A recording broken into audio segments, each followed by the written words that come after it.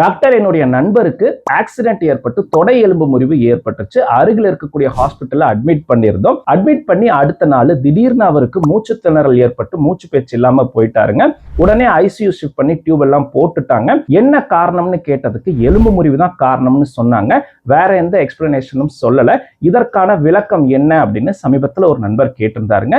இது fat embolism சிண்ட்ரோமாக இருக்கலாங்க. அப்படின்னா என்னன்னாங்க, தொடை எலும்பு இல்லைன்னா இடுப்பெலும்புன்னு சொல்லக்கூடிய பெல்விஸ் எலும்பு வந்து உடையும் போதுங்க அதனுடைய எலும்பு மஜ்ஜையில இருக்கக்கூடிய கொழுப்பு அமிலங்கள் ஃபேட்டி ஆசிட்ஸ் வந்துங்க ரத்த குழாய் மூலியமா வந்து சர்க்குலேஷனுக்குள்ள பூந்துருங்க. இந்த கொழுப்பு அமிலங்கள் அதிகப்படியான வேதியியல் ரியாக்ஷன்ஸை தூண்டுங்க.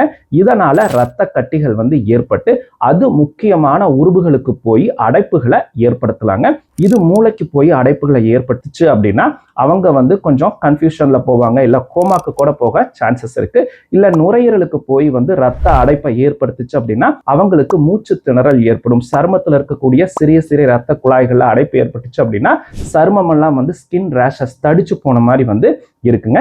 சீக்கிரமா வந்து இதை ஃபைன் பண்ணிட்டோம் அப்படின்னா கட்டாயமா வந்து எந்த ஒரு பெரிய பாதிப்பும் இல்லாம அவங்கள கம்ப்ளீட்டா வந்து ரெக்கவர் பண்ண வைக்க முடியும்.